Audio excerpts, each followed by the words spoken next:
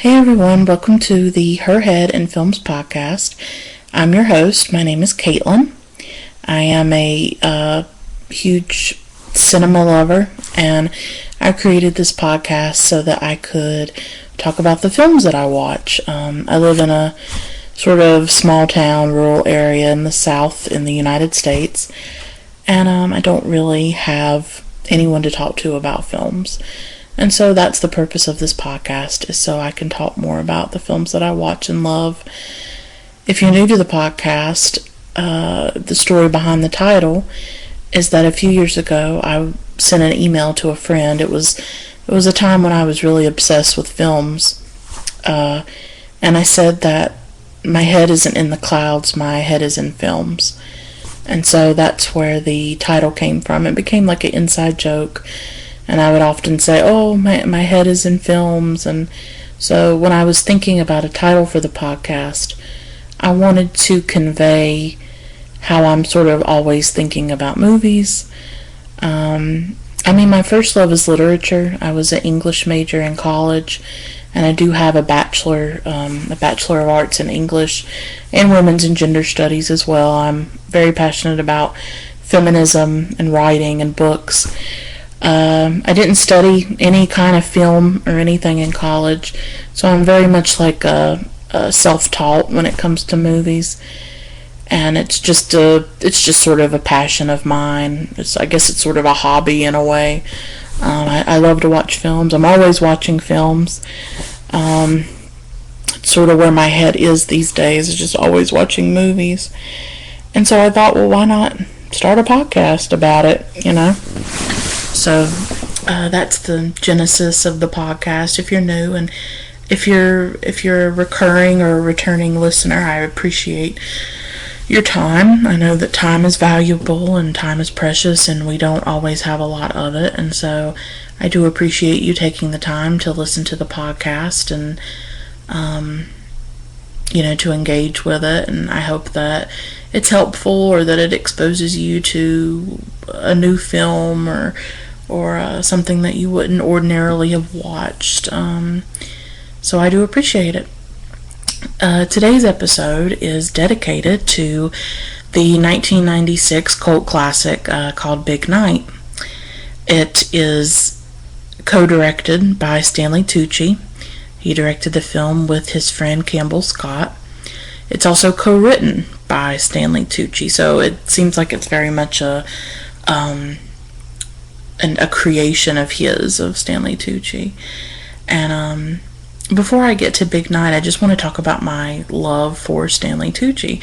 I didn't know it, but he's actually very knowledgeable and engaged with Italian cuisine, which is what Big Night is about. He has a cookbook that he put out a few years ago of Italian food, and he's one of those actors that I think is sort of criminally underrated and under-recognized. I came to his work in the 2000s when he was in two romantic comedies that I really adore, and one of them is The Devil Wears Prada with Meryl Streep and Anne Hathaway, and the other one is Julie and Julia, also with Meryl Streep and Amy Adams. And I love The Devil Wears Prada. It's one of those films that if it's on TV, then I have to watch it. It was actually on just a few weekends ago. It was on the Bravo channel, and it was probably like a Saturday, and I was like, well, Devil Wears Prada's on, I'm gonna have to sit and watch this. And so me and my mom watched it, because it's one of those comfort films for me, sort of like Under the Tuscan Sun and or You've Got Mail. I just have I have certain films and romantic comedies usually that if they're on TV, I have to watch them, and they give me a lot of pleasure and joy. So I loved him in The Devil Wears Prada, and I don't think that film maybe gets the serious analysis that it deserves. People sort of think of it as like this, maybe this frothy fashion drama, and it has the clothes. It's definitely stylish, and you fall in love with that.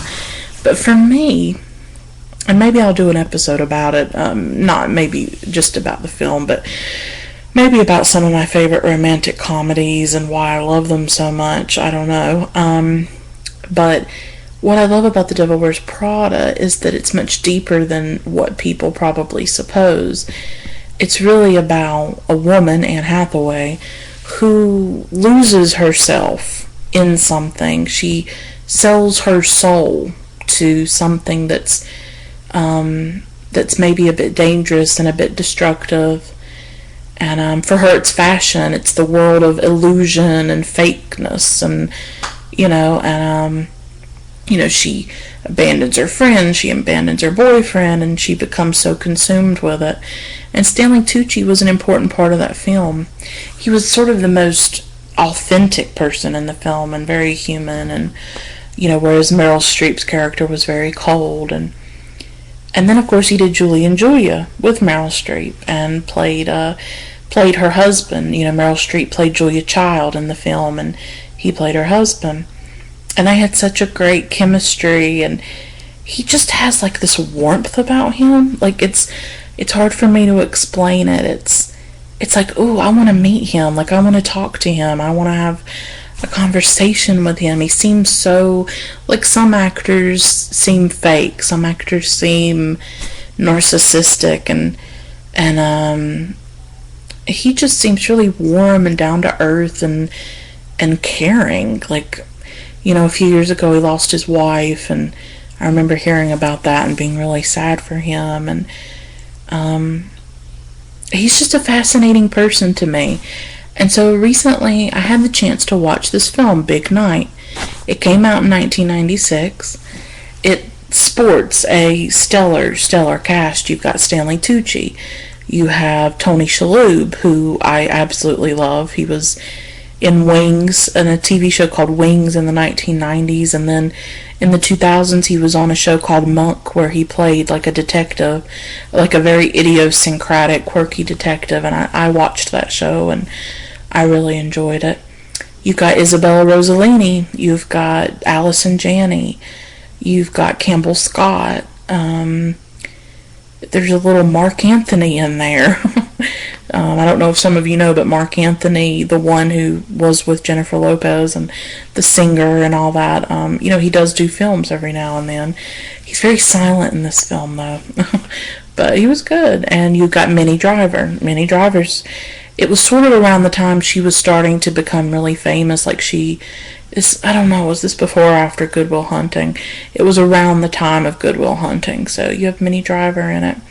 This is a really great cast. So I am going to talk about plot points and things like that. So if you haven't seen it and you don't want it to be spoiled, then maybe don't listen to this episode. But I do really want to talk about the film and things that happen in it. So picture it.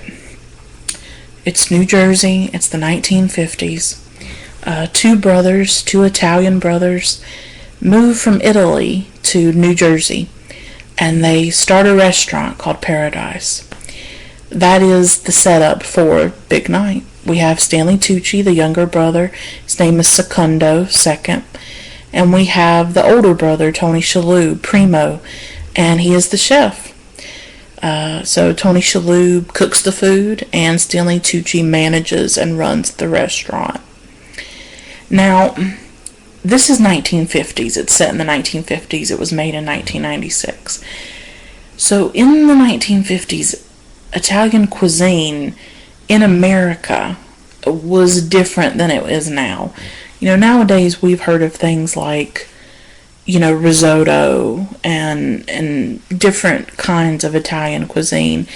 In the 1950s, from what I gather in this film, it was much more one-dimensional. It was basically spaghetti and meatballs. When people went to an Italian restaurant, that is what they expected. Well, Tony Shalhoub's character is a very passionate, very gourmet chef. He wants to make dishes that are much more authentic to Italian cuisine, and he wants to make things like risotto, like timpano. Those are some of the main dishes that are mentioned in the film. And when customers come to the restaurant, that's not what they want. They don't want authentic Italian cuisine. They want what they're comfortable with, what they know, and that's spaghetti and meatballs. And so Paradise is not going so well. The restaurant is failing. The restaurant is suffering. And Stanley Tucci's character is worried, and he's trying to keep it all together. He's trying to keep the business going, but it's failing. And across the street is another Italian restaurant called Pascal's, and it's doing great. Business is booming, and what do they sell? Mainly spaghetti and meatballs, because that's what people want. So even it sort of sets up this schism that we see even today between people who are very interested and invested in authentic cuisine, the authentic Mexican food, authentic Chinese food, authentic Thai food, people who are interested in that, and then maybe the masses, or maybe people like me who maybe don't have as adventurous of a palate or as complex of a palate, and who, when they go to a restaurant, they just kind of expect certain things, even if it may not be authentic to the culture. Like just a few days ago, I went to a Mexican restaurant that's near where I live.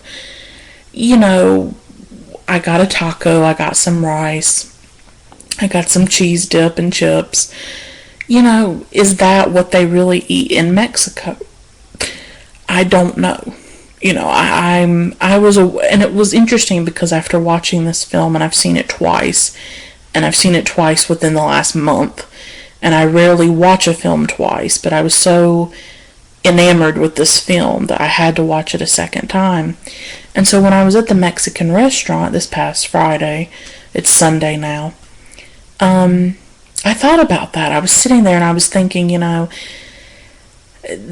eating a very Americanized version of Mexican food. And when I go to the Chinese place where I live and get sweet and sour chicken and white rice, I'm eating a very Americanized version of food. And it got me thinking about cultures. It got me thinking about, and maybe some of you can answer this. I'll put my Twitter in the link or whatever. Some of you who are from other countries outside of the United States, it got me thinking, what does it mean when you're in France, when you're in Germany, when you're in China, when you're in Britain? What does it mean if there's an American restaurant with American food? Like here in America, and I've never traveled outside of the United States, the only way that I know cuisine from China or Mexico is through these restaurants. And I realize that what I'm eating at these restaurants is not necessarily what people in other countries eat. It doesn't mean that, in China this is what they eat. But I do wonder, like, when people think American food, and then I'm thinking, well, what is American food? Like, we know Italian cuisine, we know French cuisine, what's American cuisine? Is it like a hamburger? Is it fries? Is it a hot dog? Like, what? Like, I got to thinking, like, what has America in terms of food? What have we created?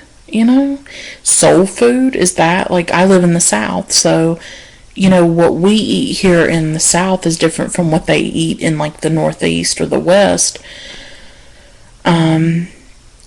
Southern food has a long tradition, and I love Southern food, and I cook Southern food myself, and fried chicken and mac and cheese and things like that. I wonder, is that exported around the world? Like, do other people in other countries eat Southern food? Like, and then of course, me being from the South, I know what Southern food should taste like.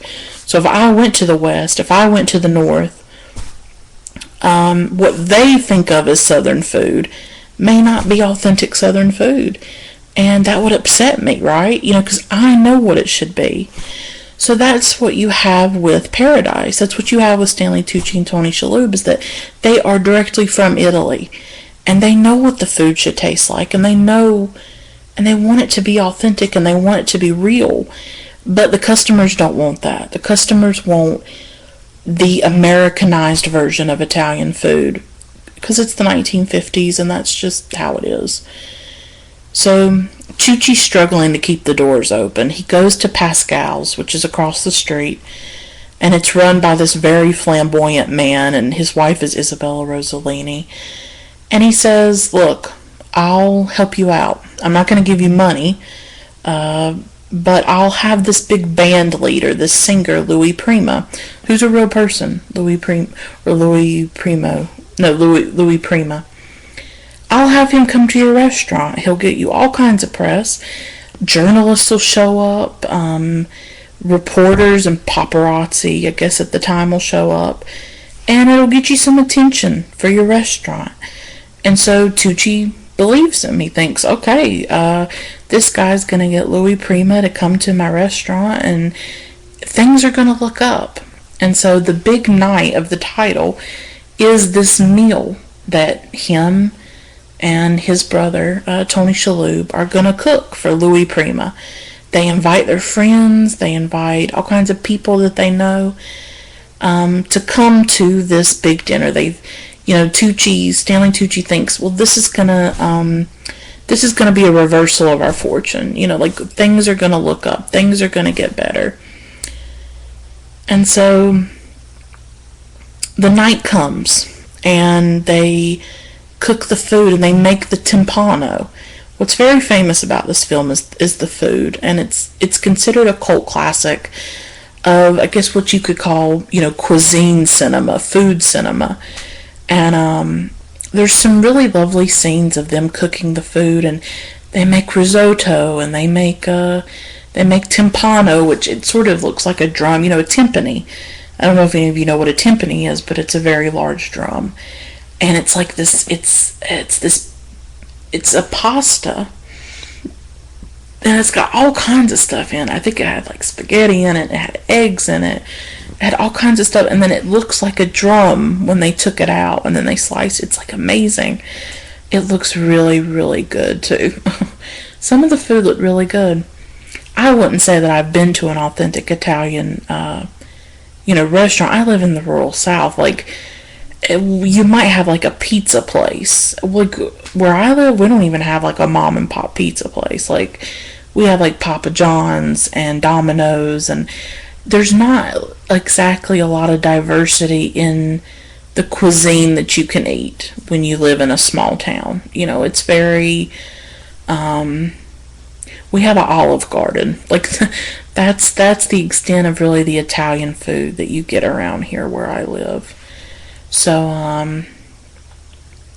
it was interesting to watch this film and to see all the different food, and I love this film, and it's so delightful. And I said, I'm doing a podcast, okay? All right. How much longer will you be? I don't know. Okay. I'm just talking. I'm just doing my podcast right now. All right.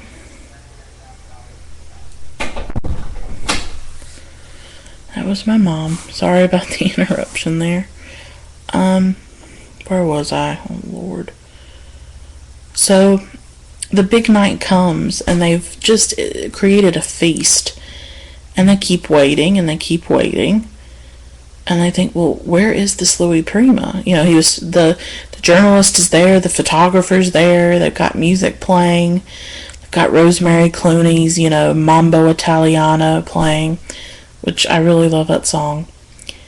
They got all this food, for all these people that they invited. They invited friends, and, and Louis Prima isn't showing up. Louis Prima is not there.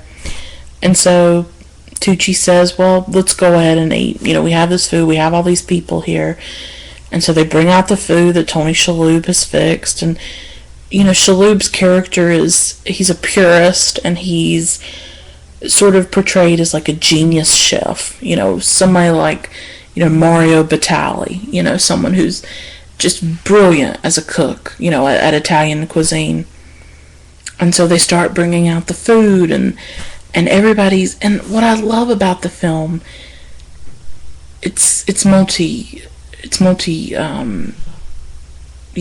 There's multiple things that I love about this film, but that scene where they bring out the food and people are sitting at the table and they're eating it, and you can see it's almost sexual when if you were to just show their faces and maybe take out the background and completely isolate them from their surroundings, it would almost look sexual in nature when people are eating this food, because food is so sensuous. It's food is pleasure. Food does bring pleasure into our lives, and you can tell that they are truly in paradise, right? The name of the restaurant, Paradise. And it's moving in a way, because if you think about it with food, it's something that we eat 3 times a day or more. And when somebody cooks for us, when you cook for someone, you're giving them something. It's a gift. It's an offering. And this dinner is kind of like that. And it's also like a swan song, too, for the brothers. Tony Shalhoub, when he cooks this food for people, he wants to give them pleasure. He wants to give them joy and happiness. He wants to feed them and nourish them. And when we think about food in our lives, it's connected to so many things. It's connected to our culture. It's connected to our family. It's connected to our friends. It's connected to our memories. It's connected to our geography. It's so many things. Like, for a little while last year, I lived in the Northeast. I lived in New England. And the food was hard. It was hard that there was not Southern food. There was not barbecue. Barbecue's really big where I live in the South. There wasn't biscuits. There wasn't, those are food that are very unique to Southern culture, and things that are very much a part of our existence. Fried chicken, things like that. And when I was up north, I missed the food. I missed the food from my home in the South. And it affected me. Like, it was something that was profoundly difficult for me. That they had different food up here, and they didn't have the food that I was accustomed to, and it made me miss home even more. It made me even more homesick. And so food is very personal, and it's very intimate, and our identity is connected to food for many of us. For some people it's not, but for some of us it is. And I thought about, these 2 brothers from Italy. They're immigrants. I'm going to get more into that in a moment. But food is a way for them to hold on to their home. It's a connection to their home, and it's also how they create home in a new environment. How in New Jersey, they create a little slice of Italy, a little slice of paradise, where they are. And the big night it's about so much. For Stanley Tucci's character, it was about saving the restaurant. He thought, this is what's going to save us.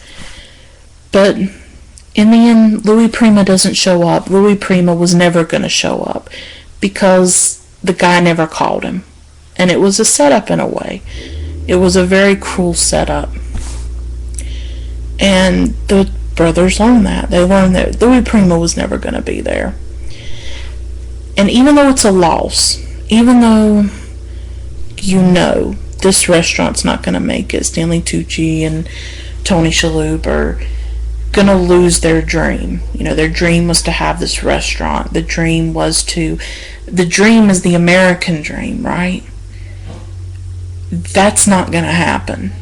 That's over. But what they had was that night of the food. People are so happy. The food makes them happy. They're dancing. They're drinking wine. They're singing along to Mambo Italiano and other songs. The music is so good in this film. You'll love the music. It's Italian music, and it's upbeat music. So it reminded me that night, it's they're dancing, they're joyous, they're full. There comes a time when they've eaten so much food that they like cannot eat one more bite of food. You know what I mean? And you can tell that they're just stuffed, and they're full, but they're happy and they play games. And it's interesting because up to that point, the restaurant, night after night had been empty. Nobody was coming to the restaurant. Everybody was at Pascal's across the street. They didn't want to be at Paradise. Like a few people would come in, a few. The restaurant was just always empty. And then on the big night, on this night, it's full. It's full of people. It's raucous. It's riotous. It's joyful. It's alive, And the food is what did that. The food brought these people together. The food created like a moment of magic. It created togetherness. It created unity. It created community. It created, happiness and joy. And you have the feeling that these people in this room are probably going to remember this moment the rest of their lives. Like this evening was just so beautiful, even though it's the end of something, right? It's the end. It is the end of Paradise and of this restaurant, but it's beautiful at the same time. It's bittersweet, It made me think of a film called Babette's Feast. I don't know if any of you have seen it. It's based on an Isaac Dennison novel or story, and it's about a woman who... It's been a long time since I've seen it, but it's about this woman who she creates this feast for a group of people. Oh, God. I want to say Sweden, but I could be wrong. And she does this feast in a place it's a Nordic country. Let's just say that. It's very cold. It's very grim. It's very bleak at times. You can tell that the people, they're not exactly the happiest people. And it's these two sisters. Their father has died, and I think they take on Babette as like a helper, someone that cooks for them and helps them at their home. And I think she's leaving, and she wants to create this feast for the community. And so she does, and it's this very rich, like French food, I think. So you're in a Nordic country, the cuisine, is a bit different, but she wants to do a feast of very, like, rich, delicious food for them. And it's probably the first and last time that they're going to eat food like that. And so she does it, and it's like this beautiful night. Like, I remember watching the film years ago. I loved it. And it's like, it's this gift. She's giving a gift to them. That I'm going to create this meal for you, this very memorable meal. She goes to all kinds of lengths to get the food. She pays for it. She pays for the feast. And she just makes these elaborate dishes. And it's just, it's beautiful. And you see the people smile. It's like the dead of winter. I think it's like winter time. And it might be Denmark, because isn't Isaac Dennison Danish? He might be. But I think it's Denmark. But it's one of those Scandinavian or Nordic countries. And she gives them this beautiful evening of great food. And it really is her gift to them. And when I was watching Big Night for the second time, I was reminded of that. I was reminded of Babette's Feast, and of how this food really brings people together, and how it, when we think about food, often we'll think about family gatherings, we'll think about Thanksgiving or Christmas, especially here in the U.S., families may not always get together, but when they do, there's usually food involved, and so food can be a way of bringing people together, bringing families back together, for better or worse.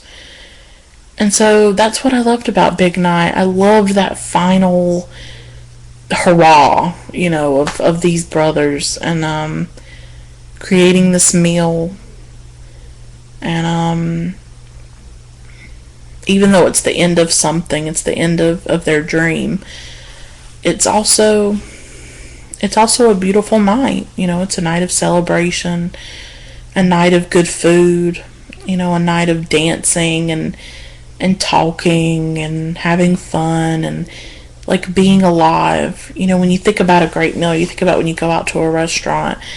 It's so much about celebrating life and just celebrating being alive, right? And so there's a lot of layers to the film, and it's about, first of all, it's about two brothers. It's about Stanley Tucci tries to protect Tony Shalhoub. He isn't totally honest about how much the business is failing. He's trying to protect his brother. Tony Shalhoub is the more sensitive one. He's really the artist. I mean, if you think about chefs and you think about food, there is an art to it. There is an art to that type of cuisine. It's not cuisine that I've had before. I don't have the money to go to really fancy restaurants, and I don't totally understand the foodie phenomenon. I'm a working class person.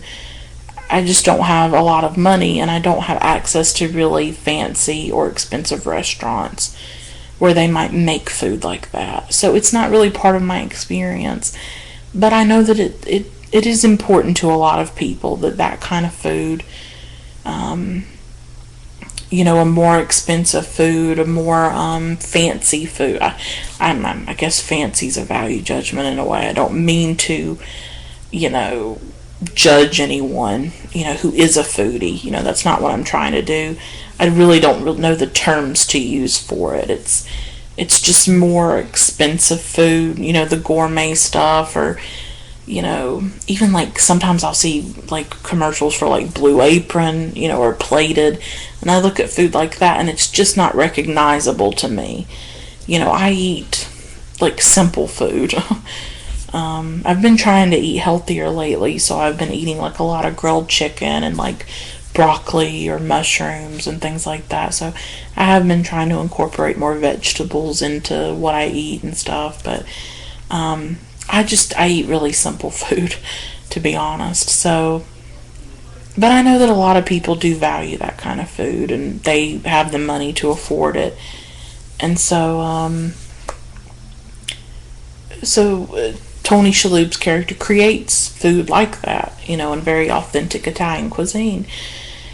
And he's passionate about it, and he is an artist in a way, if you think about it. And he's very sensitive, and you can see Stanley Tucci trying to protect him, and he wants them to stay together. At the end, Tony Shalhoub mentions, well, there's a job in Italy with our uncle, I might go do that. And I get the sense that Stanley Tucci was trying to keep him and Tony Shalhoub together, that he didn't want them to be separated. He wanted them to come to America and make it and create something together. And that brings me to the theme of immigration, of the immigrant experience, and the American dream. I thought this film was really interesting and really complex when it comes to the immigrant experience.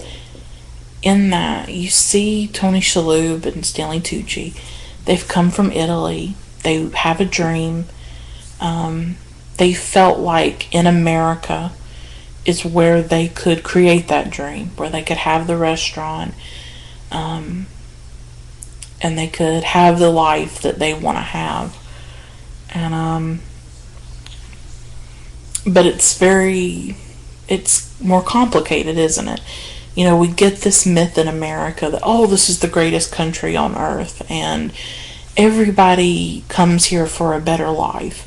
But not everybody that comes here finds a better life. And that's what doesn't get talked about, is that sometimes when immigrants get here, they struggle. Not all of them realize their dreams or their plans. And you see in these two brothers that struggle. You see that it's not easy, that the American dream is not necessarily always within reach.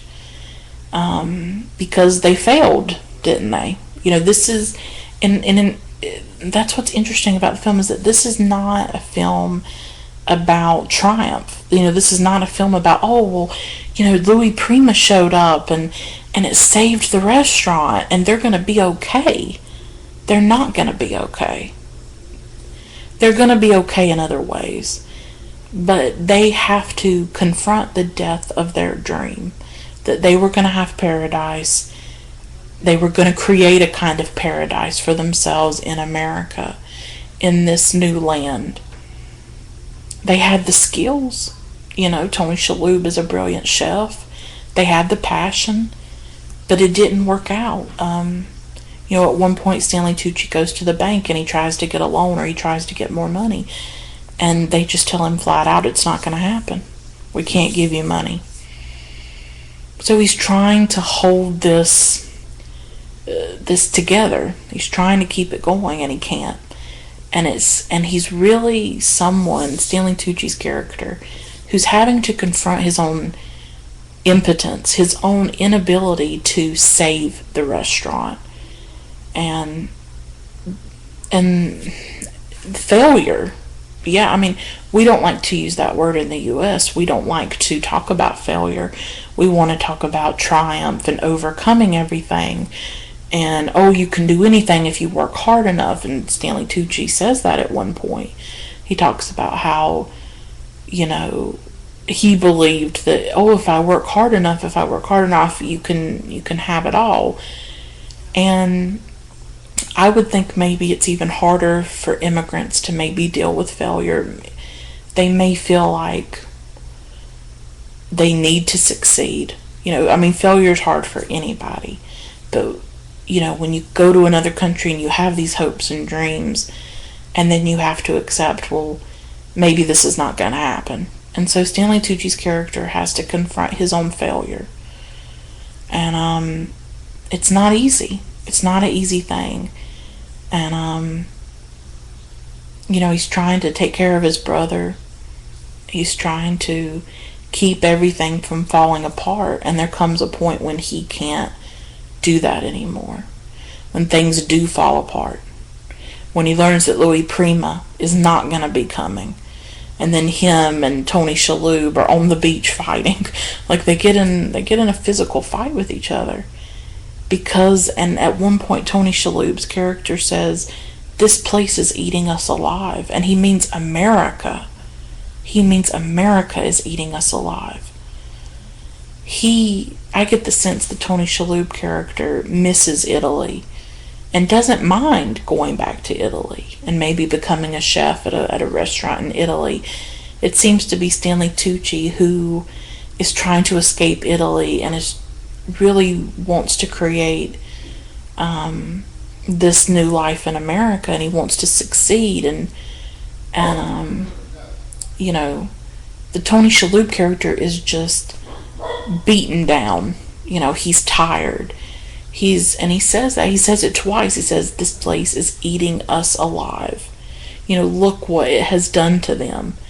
Once they were brothers, they were close, and now, they're on the beach, kicking each other. It's tearing them apart.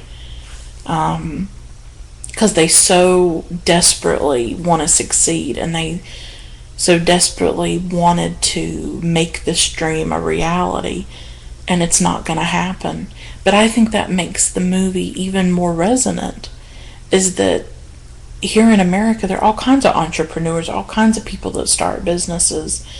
We're very much a country of entrepreneurs, a country of business, small businesses, but the myth is that everybody makes it.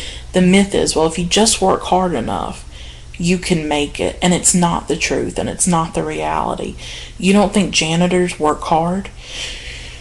You don't think fast food workers work hard?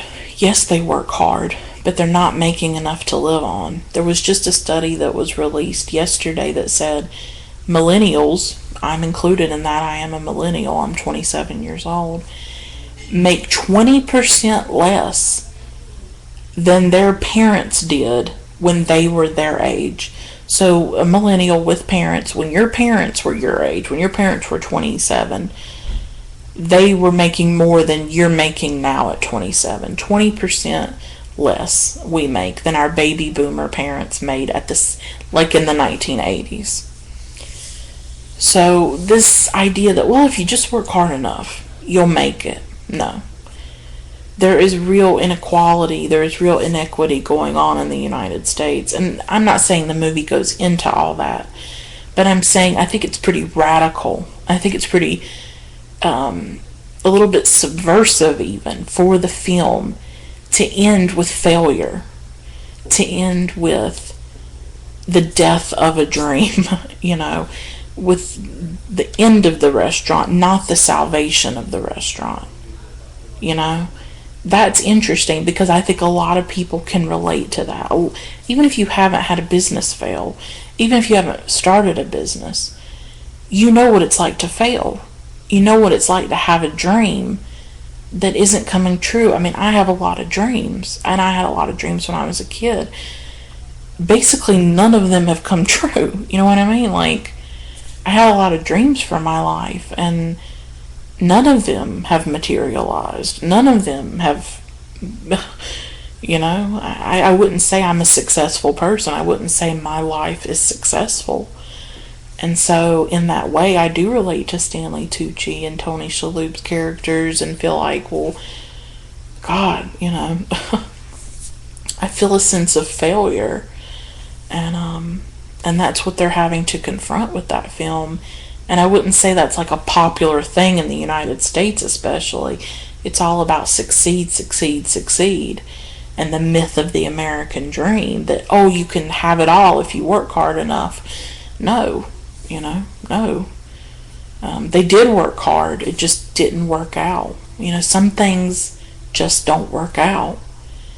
And that's a big part of that film. And probably as great as the scene is when they're cooking all the food and the big night itself when everybody is dancing and drinking and enjoying themselves, there's such a poignant moment. It's at the end, it's the last scene, and it's in one shot. They did it, and it's such a simple scene, and it was just the perfect ending to the film. It's the next morning. It's the morning after the big night. When they know that Louis Prima was never going to be there anyways. They know that the restaurant's over, that what they had dreamed of is not going to happen, and it just shows Stanley Tucci. They're in the kitchen of the restaurant, and he just cooks them some scrambled eggs. He scrambles them some eggs. Mark Anthony's there.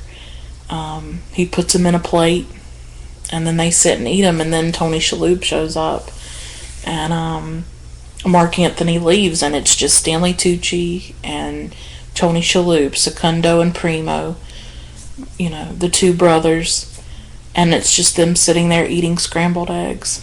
And it's a simple dish, and it's a simple moment, and it's just such a poignant way to end the film. Even though the night before they were, fighting on the beach, and falling apart and confronting, the disintegration of, everything that they had worked so hard for, they're together again.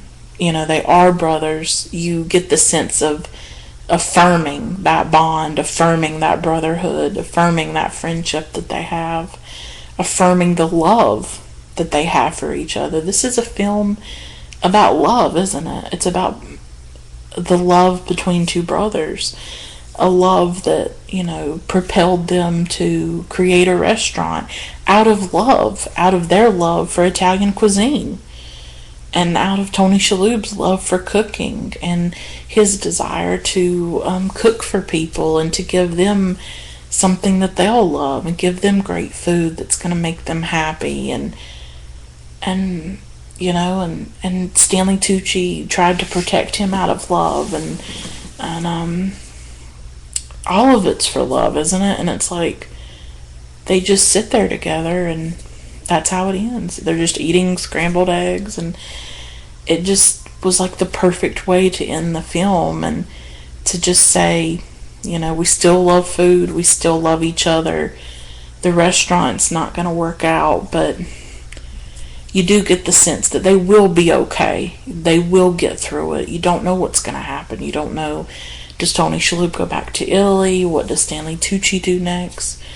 There's so many unanswered questions, of course, but you just get the sense, well, no matter what happens, they're going to support each other and love each other, and they're going to be there together. They're going to get through it together. And it just was, it's just one of the best films I've seen. And from what I've read, it sort of revolutionized in like the cooking world. That a lot of people like Mario Batali and different chefs love the film. There's a lot of great catchphrases in it if you watch it. It's very funny. It has some really humorous moments, and but maybe it sort of raised awareness in the U.S. about like different Italian cooking, and because the 90s I think is also when Food Network starts to get off the ground and get really popular, and so people like Mario Batali and Bobby Flay, does he do Italian food? I'm not sure. But different Italian, or Emeril Lagasse, they start to bring different Italian food to the masses, I guess you could say. And so it was sort of like this little cult film. I had never heard of it before, but I mean, it has had an impact. And just last year it celebrated its 20th anniversary, and I did see a few pieces, written about it. Bon Appetit did an interview with with Tucci and Shalhoub and Isabella Rossellini and Minnie Driver, and that was interesting, And as I said, Stanley Tucci, he wrote an Italian cookbook a few years ago, so it seems like, from what I gather, Tucci is very interested in Italian food and comes from an Italian background and knows a lot about food and cuisine, and so he did a cookbook, and it looked really good. I was looking at it on Amazon, like the preview, and I mean, a lot of it sounded really good. So it looks like that's something that he's really interested in, and I hope he makes more films. Like, please, Stanley Tucci, make some more films, because wow, Big Night was just exceptional. And I really, if you get a chance to see it, or you catch it on TV, or you want to rent it on Amazon, it's for people if you like food movies, if you like Stanley Tucci, if you like romantic comedies, or you like something that's a little bit light, and really lovely to watch. It has its serious moments, but the fashion's great, the music is great. It's like this opera and like different Italian songs, and it's about food, it's about life, it's about love. I think it's got a little bit of everything. It's just such an enjoyable, fun film, and I watched it twice. I watched it in December of last year, 2016, and then I rewatched it a few days ago, in 2017, in January. So I loved it. I was like, I've got to watch it a second time. I just wanted to, I didn't want to miss out on it, and so I rarely watch films a second time. I'm not someone that tends to do that. I mean, I have certain films that I watch on an annual basis usually. Usually, like The Double Life of Veronique is a big one for me, or The Piano by Jane Campion. And so there are certain films I do try to watch once a year if I can, but oh man, Big Night, you really can't go wrong with it. It's just so delightful and so wonderful, and well written, well acted, amazing cast. You won't go wrong with it, and like you've heard me talking, so many layers, so much to look at there, and so much to find relatable and interesting, and you really do think about it too, But it appeals to the senses as well. It's one of those films that just appeals to your senses, and with the music and the fashion and the food, and all of it. So I think I'll stop there. I think I've said pretty much, everything that I wanted to say about the film. If you get a chance to see it, definitely do. It's just delightful, and from beginning to end, it's why you go to the movies. It's just something so enjoyable, and it gives you pleasure. And sometimes you need the serious films, but sometimes you need the films that just make you feel good. Yeah. Well, I thank you for listening, and I hope the podcast was helpful in some way, and I wish you well. Thank you. Bye.